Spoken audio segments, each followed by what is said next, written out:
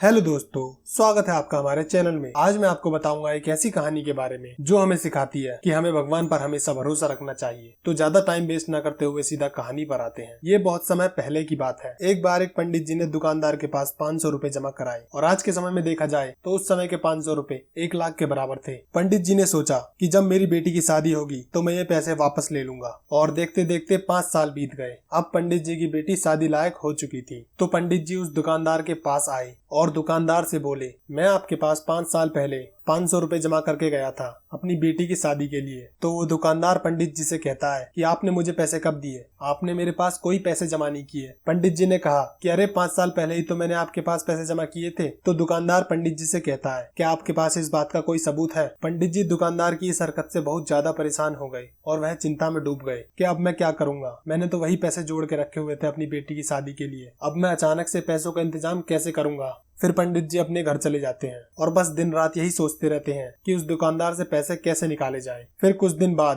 पंडित जी को याद आता है कि क्यों ना इस बारे में राजा जी से शिकायत की जाए ताकि वो कुछ फैसला कर दें और मेरी बेटी के विवाह के लिए मेरे पैसे वापस मिल जाएं। फिर पंडित जी राजा के पास पहुंच जाते हैं और अपनी आप बीती सुनाते हैं। राजा ने पंडित जी से कहा, कल हमारी सवारी निकलेगी और तुम उसी दुकानदार के पास खड़े रहना। फिर अगले दिन राजा की सवारी निकली और किसी ने उन्हें फूल माला पहनाई तो किसी ने उनकी आरती उतारी और पंडित राजा के कहे मुताबिक उस दुकान के पास ही खड़े थे। जैसे ही राजा ने पंडित जी को देखा तो राजा ने उन्हें प्रणाम किया और कहा, अरे गुरुजी, आप यहाँ कैसे? आप तो हमारे गुरु हैं। आइए इस बग्घी में बैठ जाइए। वह दुकानदार ये सब देखता रह गया। दुकानदार ने भी राजा जी की आरती उतारी और फिर राजा जी की सवारी आगे बढ़ गई। थोड़ी दूर चलने के बाद राजा ने बग्घी रुकवाई और पंडित जी वहीं उतर गए और राजा ने पंडित जी से कहा, हमने आपका काम कर दिया है, आगे आपका नसीब। उधर वो दुकानदार ये सब देखकर हैरान था कि पंडित जी तो राजा के बहुत ही खास हैं। अगर इन्होंने मेरी शिकायत राजा से कर दी तो राजा मुझे जेल में डाल देंगे। तो दुकानदार ने तुरंत अपने मुनीम को बुलाया और पंडित जी को ढूंढ के लाने को कहा।